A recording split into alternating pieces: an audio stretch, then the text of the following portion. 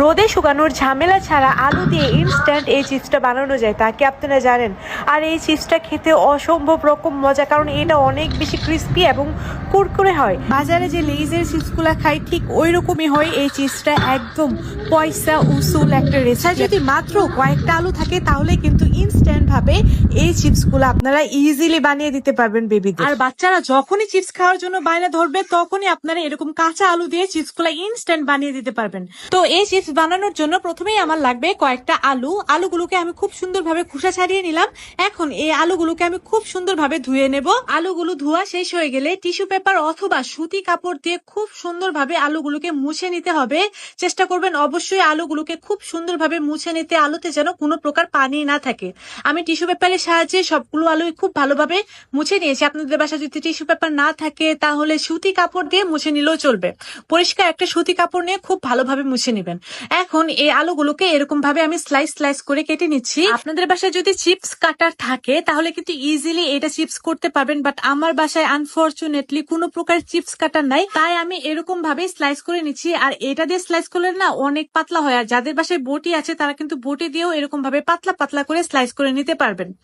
আচ্ছা, যাই হোক, আমার কিন্তু প্রত্যেকটা আলু এরকম স্লাইস করা শেষ অলমোস্ট। এখন আমি একটা টিস্যু পেপার বিছিয়ে দিয়েছি। টিস্যু পেপারের উপরে সেই আলুর স্লাইস গুলাকে রেখে আরো একটা টিস্যু পেপার দিয়ে এই স্লাইস গুলোকে খুব ভালোভাবে মুছে নিলাম। আলুর ভিতর থেকে যে স্টার্চটা বের হয়েছে মূলত সেটাকেই আমি মুছে নিলাম। এখন কড়াইয়ে পর্যাপ্ত পরিমাণ তেল দিয়ে দিয়েছি। যখন একদম পর্যাপ্ত পরিমাণ গরম হয়ে যাবে তার ভিতরে দিয়ে দিতে হবে এই আলুর স্লাইস গুলা। দেখতে পাচ্ছেন আলুর স্লাইস গুলা দেওয়ার সাথে সাথে কিন্তু চিপসের মতো অনেকটাই ফুলতে শুরু করেছে। আর এটা ইনস্ট্যান্ট হয়ে যায়।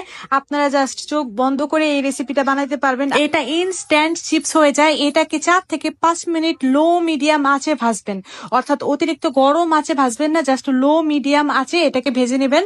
দেখতে পাচ্ছেন এরকম ব্রাউন কালার হয়ে আসলে, যখন দেখবেন যে একটু ক্রিস্পি হয়ে আসছে তখনই এটাকে নামিয়ে নেবেন। আর এটা খেতেও কিন্তু অনেক বেশি মজা। আপনারা হয়তোবা লেইজের চিপস গুলা খাইছেন, দেখছেন যে কত মজা, এটা অনেক বেশি মজা। যারা চিপসে হালকা লবণ পছন্দ করেন তারা এরকম ভাবে লবণ একটু পানিতে গুলিয়ে নিয়ে একদম লাস্ট মোমেন্টে এই চিপসের উপরে দিয়ে দিবেন জাস্ট, তারপর হালকা 1 মিনিটের মতো ভেজে তারপর নামিয়ে নেবেন। এই তো তৈরি হয়ে গেল আমার ইনস্ট্যান্ট লেইজের চিপস। এটা অনেক বেশি ক্রিস্পি ছিল। আপনারা হয়তোবা আওয়াজটা শুনেই বুঝতে পারতেছেন যে এটা ইনস্ট্যান্ট কত সুন্দরভাবে হয়ে গিয়েছে। এখন বাইরে থেকে অস্বাস্থ্যকর চিপস বাচ্চাদের আর কিনে দিতে হবে না, বাসায় একদম ফ্রেশ তেলে এরকম চিপস ভেজে নেবেন। আর এটাকে সবার শেষে আমি একটু ম্যাজিক মশলা দিয়ে খাইছিলাম। ম্যাজিক মশলা দিয়ে খেলে না এটা আরো দুর্দান্ত লাগে। তিথিস কিচেনের রেসিপিগুলো ভালো লাগলে অবশ্যই রেসিপিটা শেয়ার দিয়ে আপনাদের টাইম লাইনে রেখে দিবেন, যেন পরবর্তী